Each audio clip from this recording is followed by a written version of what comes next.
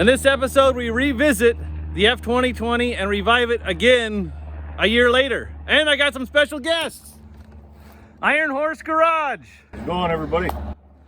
Welcome to Iron Horse Garage. I'm Lee Iacocca. I'm Henry Ford. And I'm Carol Shelby. On this episode, we're going to be helping Turlo's Garage get this here Ford on the road. This is our friend Andy Turlo. He invited us over to his place. We're going to see if we can help him out.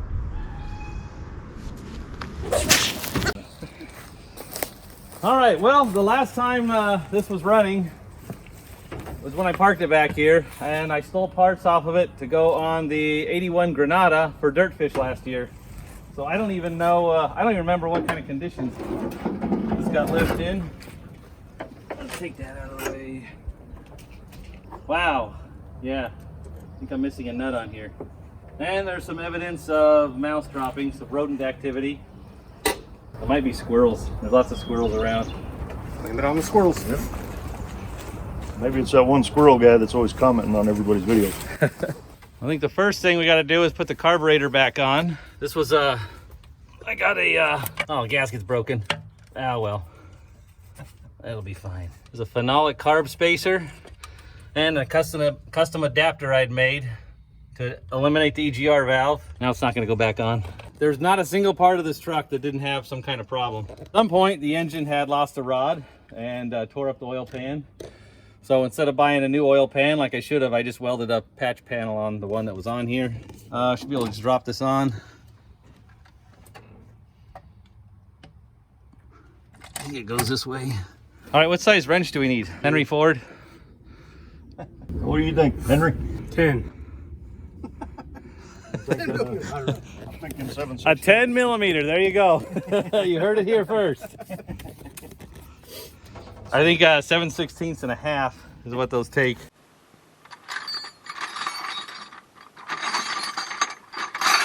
Dig in. Here we go.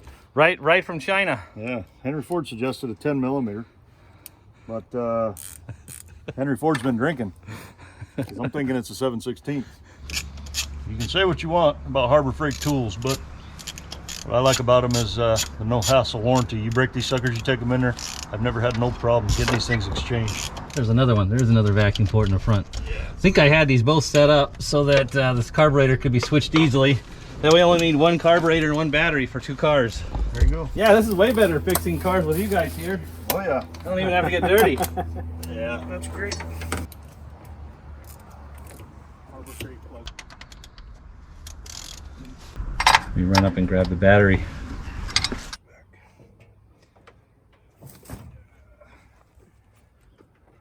Oh, that's a long walk. Yeah, Up a hill. especially with a battery.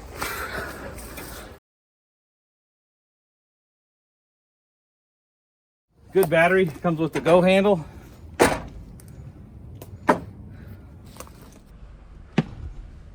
There we go.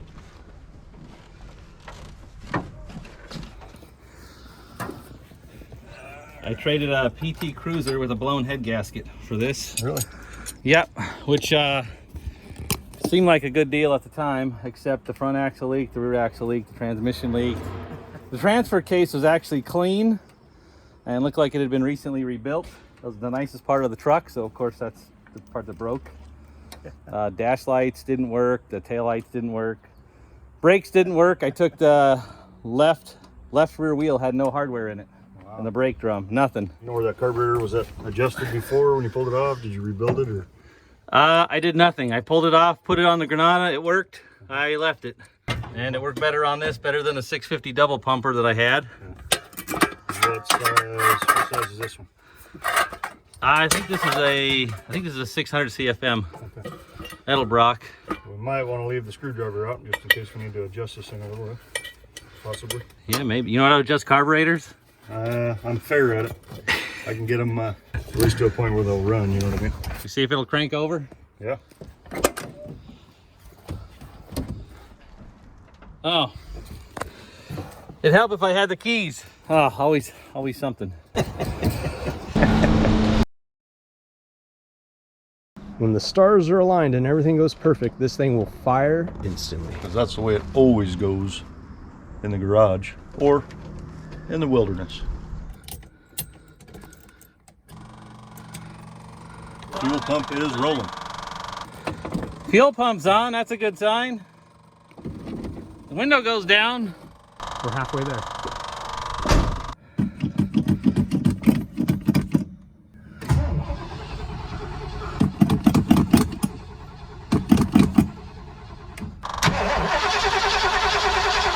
Come on, baby.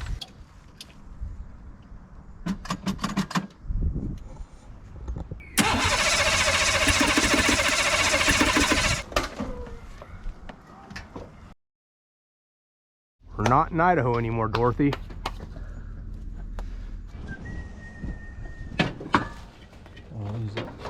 Oh yeah, here we go. Oh yeah.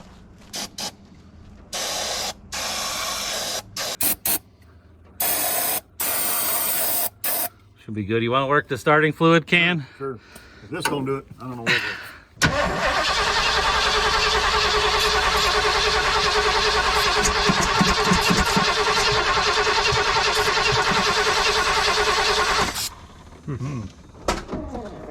Seems like we have lack of spark.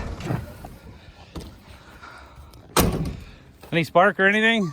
I'm thinking we're getting no spark. Yeah. I didn't even want to fire off of that, so.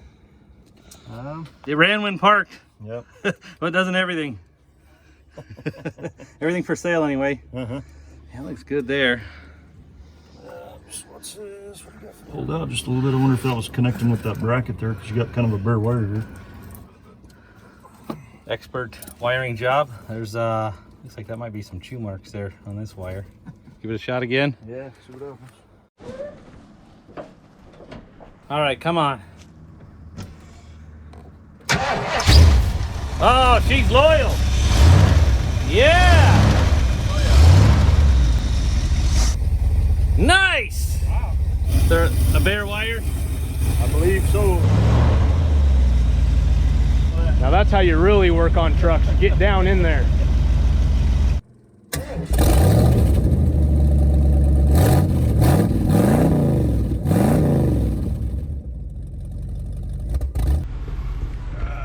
So, we're giving Mr. Turlo here a little bit of horsepower for his Ford.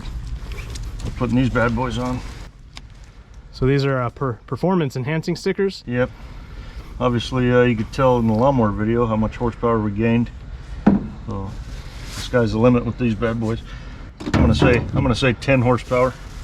You know, with that one sticker, and then we'll put the other one on this side, and then we'll gain another 10. So, equivalent of 20 horse here. Hey, that's not bad. Yep. How many decibels is this going to add to the exhaust? I'm thinking at least. You're probably talking 35 decibels. You know, At least two more neighbors calling the cops. Yeah. I'm assuming that this the decibels on this thing is probably 50 as it is, and so if you throw the 35 in there, we're going to need air protection. That's what I'm getting at. Always wear air protection, ladies and gentlemen. And there you go. That's how simple it is to add 20 horsepower to your rig. Does it matter what type of rig it is? No, it does not.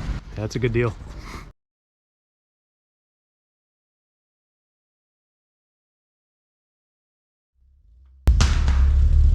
Taking down force, getting that thing down.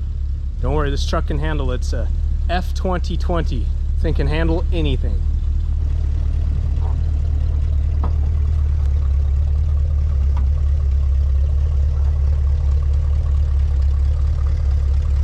Look at that bed twisting. Woo!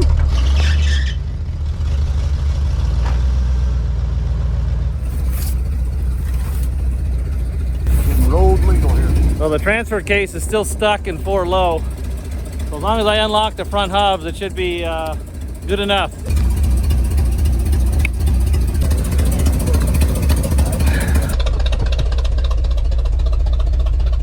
All right, let's see if she goes.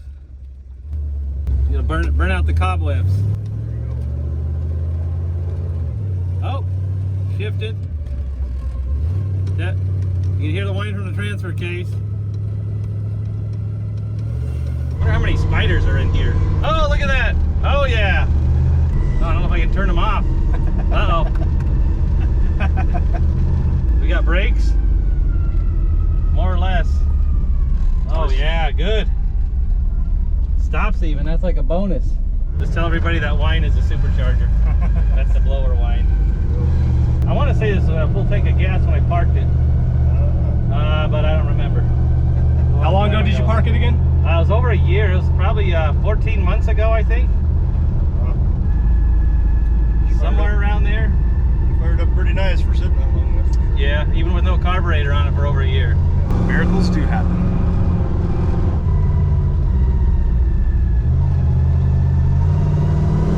Oh yeah, she's loyal. She does good.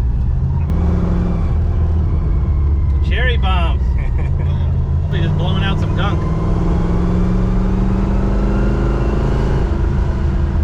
It's, you know, sputtering a little bit. I wonder if it's that wires bouncing off the bracket. Starting to short out a little bit. Yeah, maybe. We might need to throw one more sticker on to fix a few issues, but we'll get there. Yeah, maybe. So this truck, I did the driveway rescue on it 2 years ago now, and then over the course of about a year, I fixed wiring, new U-joints in the front driveline, front axle, redid the rear axle, new brakes in the rear, redid the wiring for the tail lights, put in a trailer hitch, new brakes all around, new radiator, what else? New spark plugs. And every time I fix something on it, 2 other things break, or I find 2 other broken things on it. Yeah, that's the way it goes. We made it, kind of. Kind of. Let me lock in the front hub.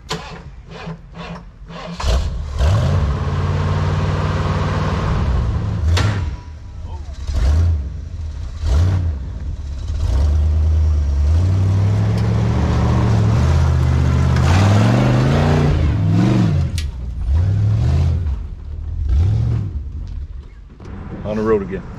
On the road again. I want to say thank you to Andy Turlo for letting us come over and hang out with him and taking us on a ride in the Ford here. Got it fired up and ran pretty good, so appreciate it. And hey, thank you for coming out and helping me get this running again. Yeah. It was a fun project, and I added some more horsepower and decibels as well. Can't beat that. Sure.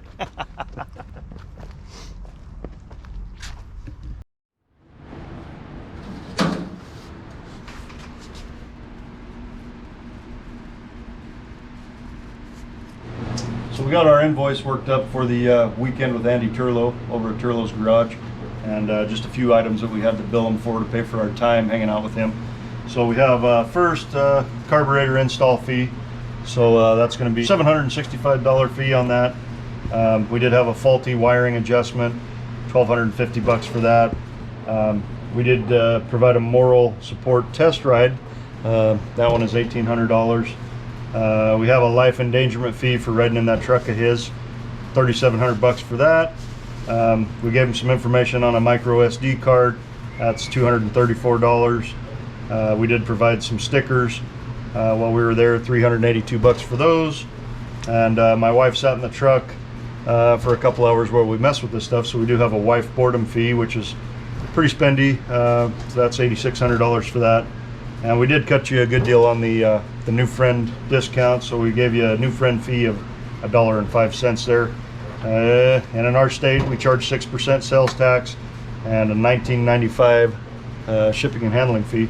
So that comes out to $17,755.86.